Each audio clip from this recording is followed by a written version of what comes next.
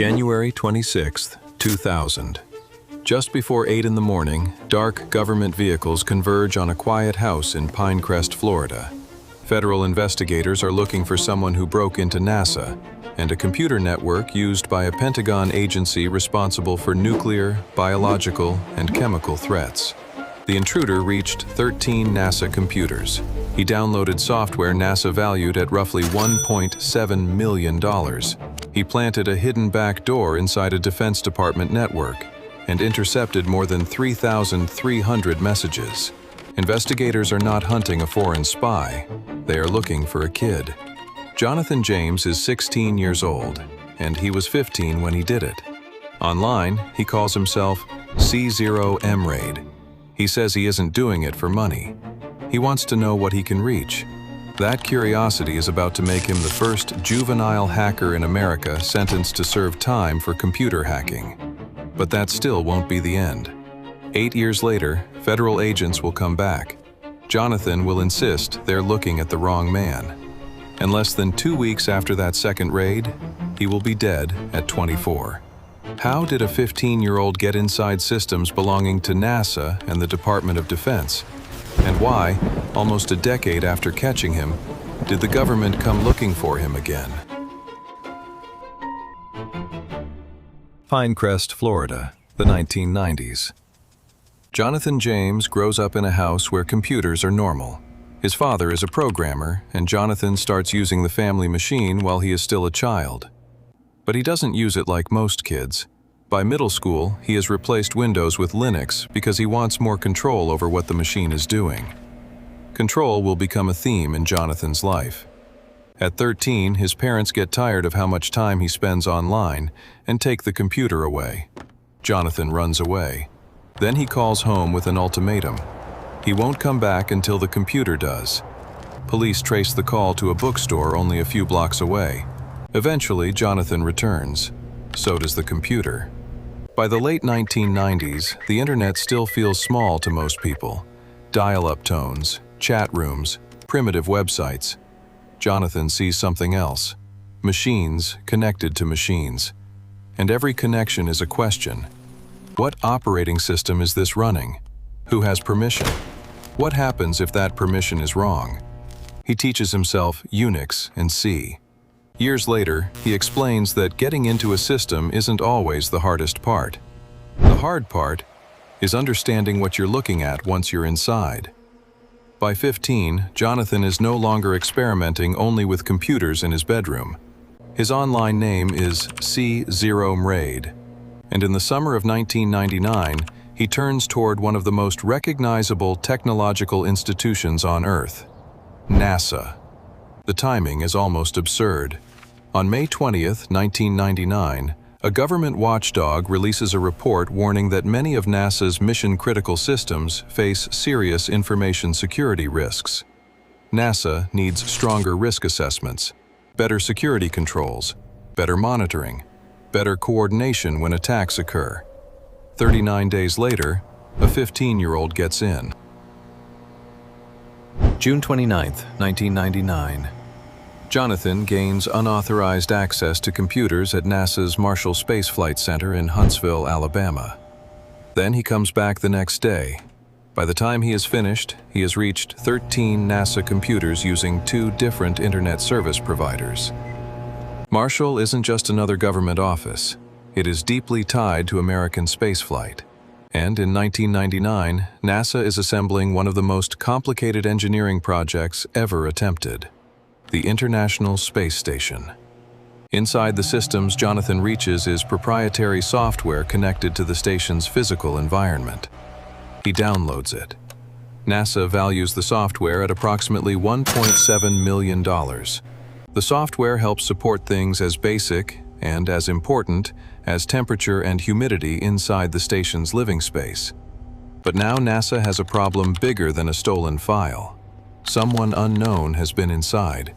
Investigators have to ask what he saw, what he changed, what he left behind, and whether they can still trust the affected systems. So NASA takes them offline. For 21 days, The shutdown delays software delivery and costs roughly $41,000 in contractor labor and replacement equipment. The $1.7 million is not the damage bill. It is NASA's valuation of the software Jonathan obtained. The actual documented shutdown cost is much smaller, but the embarrassment is much larger. A federal watchdog had just warned NASA that its computer security was vulnerable. Then a teenager in Florida proved it. Jonathan could have stopped. He had already reached NASA. He had already copied software connected to the International Space Station, and nobody had shown up at his door. So he goes bigger. Less than 2 months later, Comrade turns toward the Defense Threat Reduction Agency. DTRA is part of the Department of Defense. Its mission involves threats from nuclear, biological, chemical, conventional, and other weapons. Jonathan does not hack some movie-style command center buried underneath the Pentagon. He doesn't need to. He finds something far more useful, a way back in. August 23, 1999. Jonathan gains unauthorized access to a router in Dulles, Virginia, connected to a network used by DTRA. A router is supposed to move traffic. Jonathan turns this one into a doorway. He installs a concealed method of access, a back door. Now he doesn't have to keep knocking from the outside. He can return. And as traffic passes through the network, Jonathan begins collecting it. More than 3,300 electronic messages to and from DTRA employees. Then usernames and passwords, 19 of them. At least 10 connected to military computers. To the Department of Defense, this is infrastructure tied to national security. To Jonathan, it is still a challenge. How far can he go? How much can he understand? What can he pull off? But the problem with creating a door is that eventually someone notices it shouldn't be there. The intrusions continue through October, and by January, investigators know enough to arrive at Jonathan's house. January 26, 2000. Just before 8 in the morning, Jonathan's father, Robert, is leaving for work when he notices police nearby. Then the dark vehicles arrive. Investigators from the Department of Defense, NASA, and local law enforcement enter the house. They walk into Jonathan's bedroom and begin removing computers and disks. Then they take something stranger, a Klingon language dictionary. His father later jokes that investigators apparently wondered whether it had something to do with encryption. For a moment, the entire case can be reduced to one ridiculous image. On one side, NASA, the Department of Defense, federal investigators. On the other, a teenager's bedroom and a Klingon dictionary. Jonathan is caught, but catching him creates a new problem. The government has spent years warning that attacks on federal networks are serious. Now the person standing in front of them was 15 when he committed the intrusions. What happens next won't just punish Jonathan. It will turn him into an example. September 21st, 2000.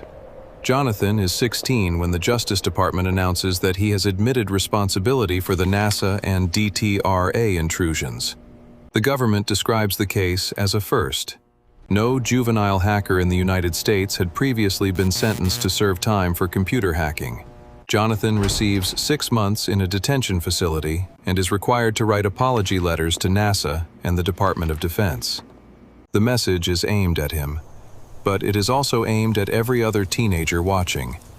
A government server is not a playground simply because you can reach it from your bedroom. And now Jonathan has something he never had before, a reputation.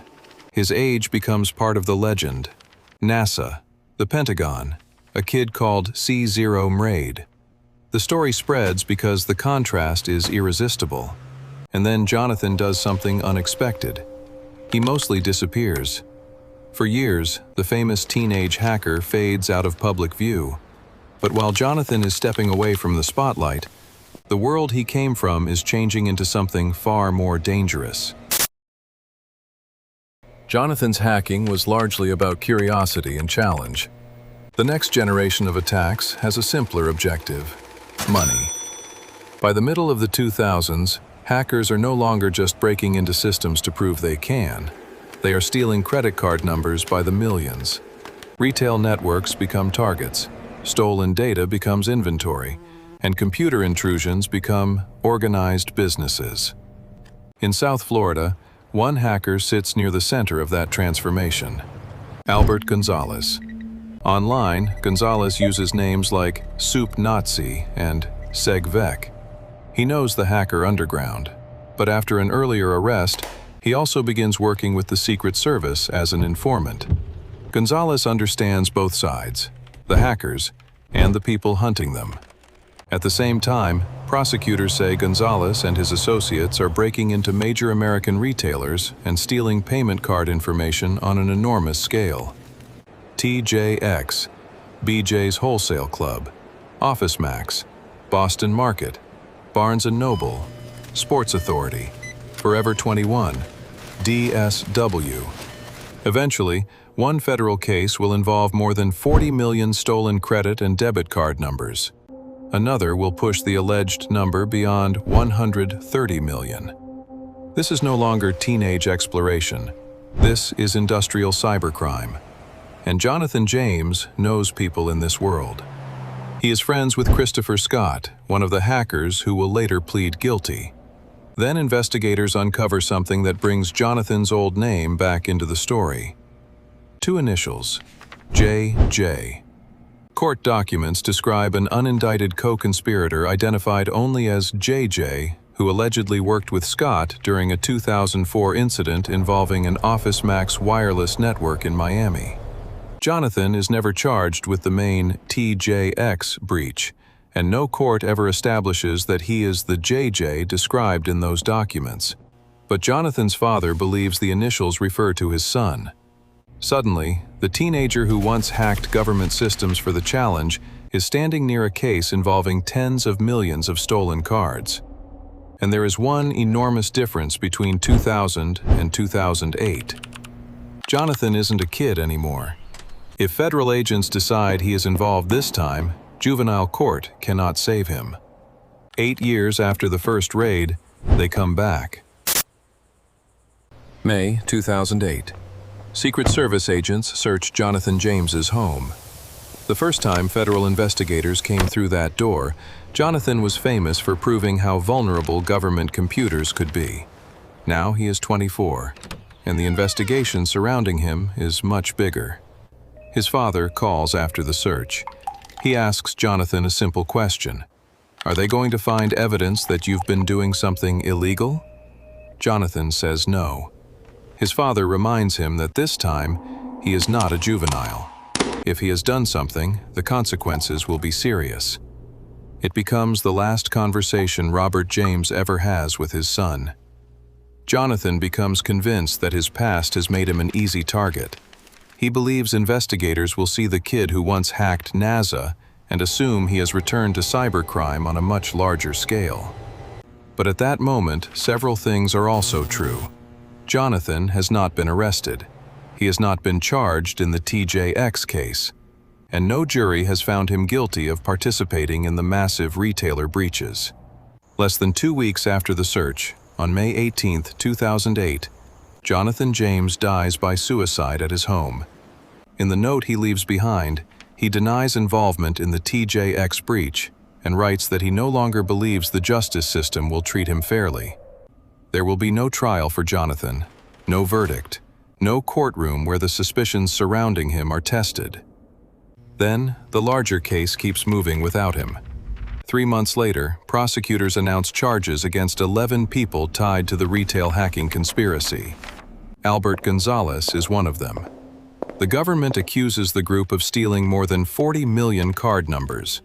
The following year, Gonzalez faces another case involving data tied to more than 130 million cards.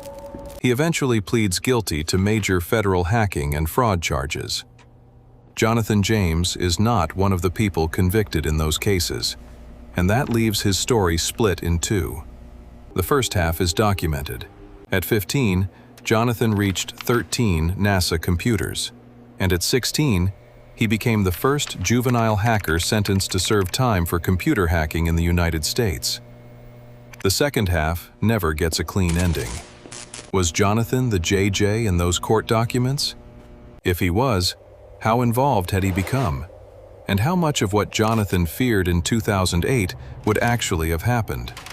No trial ever answered those questions. But Jonathan James's story does answer something bigger. In 1999, the United States was building extraordinary things. A permanent laboratory in orbit, military networks connecting institutions across the country, an internet that was becoming infrastructure instead of novelty. And those systems created a strange new imbalance. To attack a powerful institution, you no longer needed an army. You didn't need millions of dollars. You didn't even need to leave your bedroom. Sometimes, you only needed enough knowledge and one door somebody forgot to lock. Jonathan did not create the weaknesses inside NASA's networks. Government auditors were already warning about them. He simply found out how real they were. And that may be the strangest part of the entire story. When Jonathan was 13, he ran away from home because his parents took away his computer. He wanted control.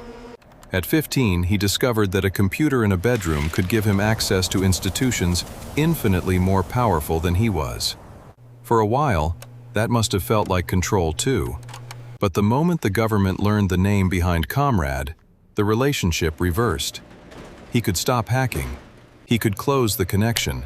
He could disappear from the headlines for years. But he could never become anonymous again. At 15, Jonathan James discovered how surprisingly easy it could be to get inside the government's computers. The rest of his life showed how much harder it could be to get out of the government's memory.